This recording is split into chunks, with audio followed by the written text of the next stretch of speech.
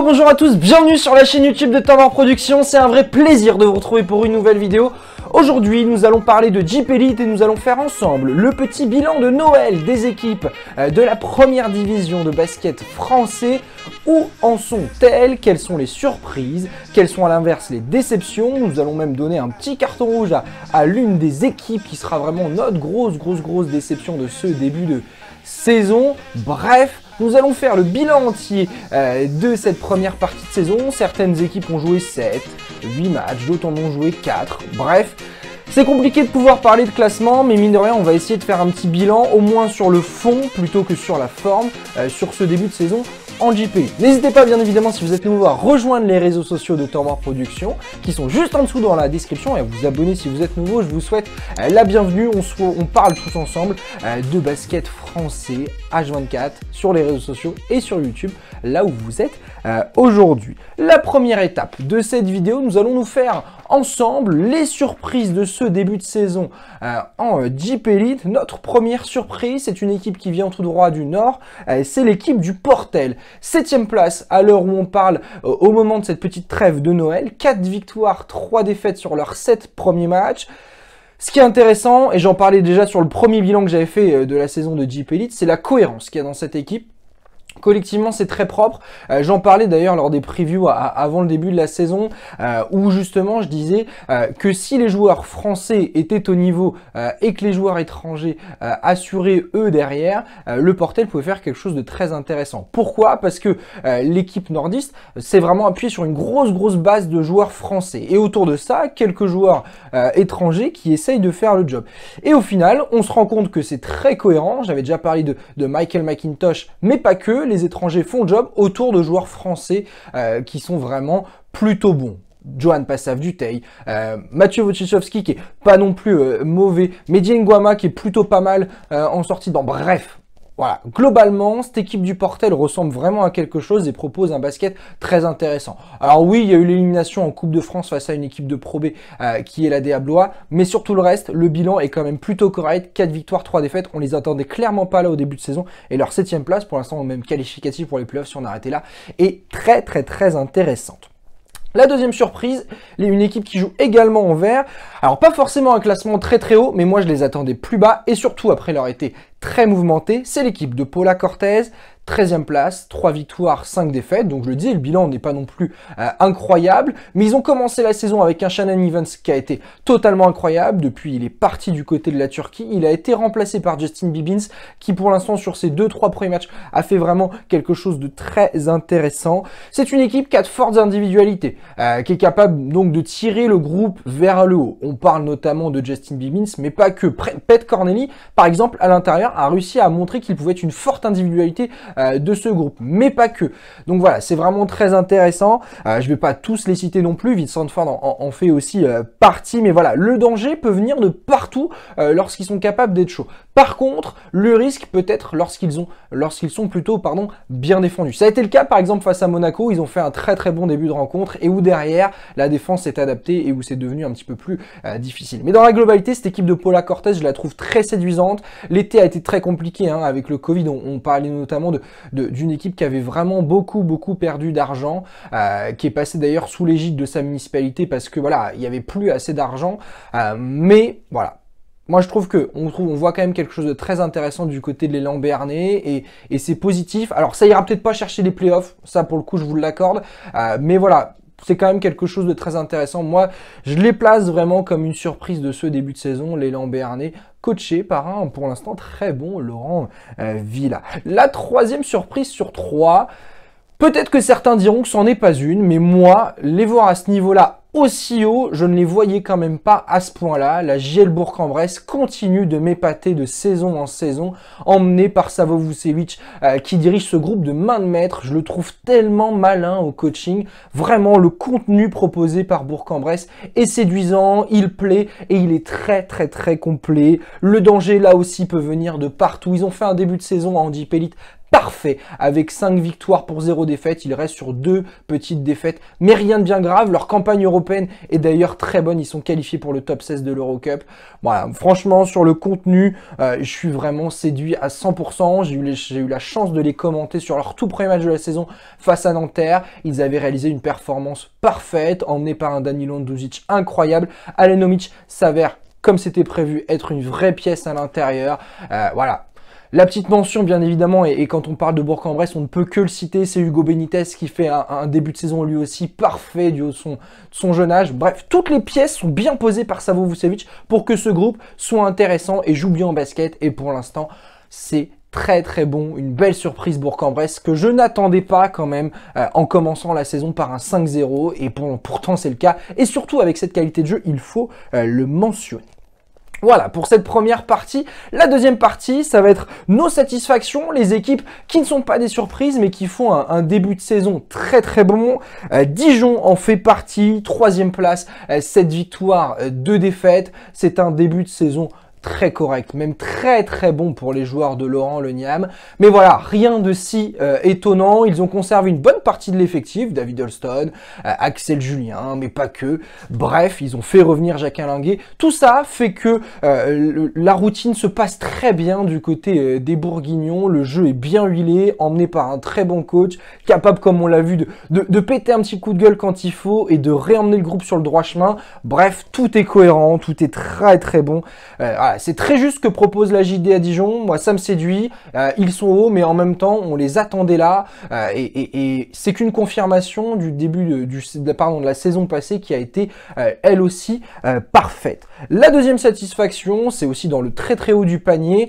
C'est Boulogne-le-Valois. Alors oui, ils ont mis les moyens pour recruter quelque chose de costaud pour cette saison. Mais voilà, il y avait une grosse question autour de Jurij Dovč. On se disait, est-ce que vraiment ce coach va être capable d'emmener cette équipe de stars? Au final, on voit qu'il a la poigne. Il est lui aussi capable de casser un petit coup de gueule quand il faut, d'emmener le groupe, de mettre les joueurs là où il faut pour que ce soit cohérent. Les jeunes joueurs français, eux aussi font le job, à l'image par exemple de Maxime Rose. Voilà, franchement, sur le contenu, il n'y a rien à dire sur ce que proposent les Metropolitans. C'est très très bon et c'est une satisfaction de ce début de saison.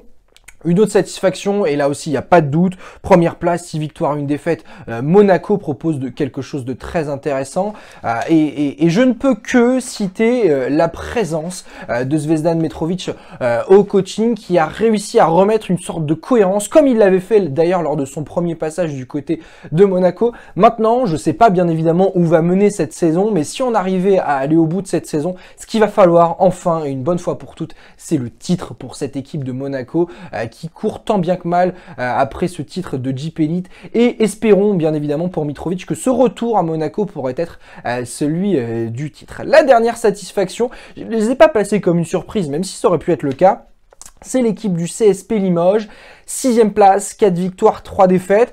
Alors peut-être qu'ils n'étaient pas non plus attendus par tout le monde, en tout cas par le grand public à ce niveau-là de jeu, mais je trouve que ce que propose Mehdi Mari est là aussi très cohérent et c'est ce qui fait qu'ils sont à cette belle place pour l'instant dans ce début de saison. La vraie satisfaction de ce groupe est au niveau des joueurs français. Jerry Boutsiel et Nicolas Lang, Hugo Ivernizzi, ils ont leur place, ils ont même leur place de leader dans ce groupe et ce sont eux qui emmènent cette équipe du CSP, emmenée derrière bien évidemment par tous les autres joueurs, mais ce sont eux qui tirent ce groupe vers le haut, avec notamment Jerry Boutsiel. On en parlera un petit peu plus tard quand on fera le 5 majeur de ce début de saison, mais il est la pièce maîtresse de cette équipe limougeaune, et même il ne tremble pas quand les équipes montent d'un cran. On l'a vu sur la dernière rencontre face à Bourg-en-Bresse, dès que le CSP a été un petit peu en danger, à chaque fois il y a un joueur qui est capable de reprendre le ballon et être capable de guider ça. Alors bien évidemment, on pourrait toujours aller chercher plus, il y a quand même 3 défaites, et c'est pas non plus un début de saison parfait, mais c'est une vraie satisfaction de voir le CSP Limoges à ce niveau-là avec un coach français qui fait pour l'instant du très très bon travail. On va passer aux notes un petit peu moins bonnes. Ce sont les déceptions de ce début de saison. Il y en a notamment 3 que j'ai ciblées, mais on pourrait bien évidemment en citer d'autres. Là aussi, j'appelle bien évidemment à vous votre avis. N'hésitez pas juste en dessous en commentaire à donner votre avis par rapport à tout ça. Ma première déception, je les attendais vraiment beaucoup plus haut. J'étais même très séduit par leur recrutement recrutement. Le BCM Gravelines Dunkerque, 15e place sur 18, 2 victoires, 5 défaites. Le début de saison n'est pas bon, voilà, il faut le dire, les comptes ne sont pas bons. Sur le papier, c'est ékiffant, sur le terrain, c'est loin d'être le cas. Il n'y a pas de vrai meneur pour l'instant dans cette équipe, ce qui fait que la recrue phare pour l'instant de cette intersaison, Chris Horton, est seul dans la raquette. Il n'a pas les ballons dont il pourrait bénéficier pour avoir justement des situations plutôt bonnes. Alors bien évidemment, on pourrait aussi cibler son manque de combativité parfois, mais c'est pas bon, le contenu n'est pas cohérent, seulement 3 joueurs ont disputé tous les matchs depuis le début de la saison, les 7 rencontres. Voilà. À la limite, j'ai même envie de dire, donnons plus de temps de jeu encore aux joueurs qui sortent du banc, eux au moins mettre un petit peu plus d'envie que certains. Alors il y a eu des blessures bien évidemment qui ont gâché un petit peu ce début de saison, à l'image par exemple de Itai Sedjev qu'on n'a pas pu voir à 100% pour l'instant. Mais voilà, vraiment sur le contenu c'est pas bon, les résultats ne sont pas bons non plus. Il va falloir bien évidemment du changement, il va falloir autre chose pour voir si il va y avoir cette évolution ou non, ou si la saison va être très galère pour Gravelines Dunkerque, avec un été qui a été notamment gâché par la bataille entre les deux coachs. On ne savait pas encore qui allait réellement récupérer le coaching de cette équipe. Alors peut-être que ça a joué un petit peu sur la préparation, mais dans tous les cas sur le contenu, c'est vraiment pas bon. Deuxième déception, c'est l'élan Chalon. Là aussi, c'est pas bon. Même bilan, 2 victoires, 5 défaites. 16e place, juste derrière au point avérage. Il n'y a pas de leader pour l'instant dans cette équipe. Alors même si Sean Armand et Jordan Crawford viennent d'arriver, peut-être que ça va apporter quelque chose de nouveau. Mais à l'heure où on parle, ils ont joué que 2 matchs. Et sur le début de saison, il n'y a pas de leader. Le début de saison a été rendu compliqué par le départ de DJ Cooper, qui était la recrue phare à la main. Ça n'a pas forcément collé. Et vraiment, pour l'instant, moi, pour avoir vu jouer cette équipe, j'avoue que j'arrive pas trop à voir où ça veut aller. Et c'est bien ça aussi. Le problème, et c'est ce qui fait aussi qu'il n'y a pas forcément de résultats, le secteur intérieur est pour l'instant vraiment très moyen. Buckner, Essen essaye de faire un petit peu ce qu'ils peuvent, mais il n'y a pas de leader dans la raquette, il n'y a pas un mec qui va aller prendre 8-9 rebonds par match, qui va aller foutre les coudes, et ça pose aussi souci. Quand on est dans la difficulté, il faut qu'il y ait des mecs qui soient capables de se battre. Et pour l'instant, du côté de Chalon, c'est pas trop le cas, et c'est aussi ce qui pose problème. Donc pour l'instant, l'élan chalonnais est clairement une déception de ce début de saison. Attention à la place de Julien Espinosa si ça venait à continuer comme cela. La troisième déception, et ça m'embête parce que pour les avoir commentés, j'aimerais me dire que ça pourrait valoir bien mieux que ça. Boulazac, 18e place, dernier, lanterne rouge, 0 victoire, 5 défaites. C'est la seule équipe pour l'instant de cette JP Elite à ne pas avoir gagné de match. Alors pourtant, ce sont eux qui ont joué le moins de matchs, donc ça veut dire qu'ils ont encore un petit peu de marge. Voilà, si sur leur match de retard qu'ils n'ont pas encore disputé, ils arrivent à gagner des premiers matchs, peut-être que ça pourrait déclencher quelque chose. Mais pour l'instant, la préparation a été vraiment ralentie par le Covid. Ils ont mis du temps à jouer leur première rencontre. Il y a eu des blessures. Edgar Sosa en fait partie, et bien évidemment, il a la plus grosse blessure de ce début de saison. Owen Klassen l'a également été pendant la préparation. Il vient de disputer ses premières rencontres.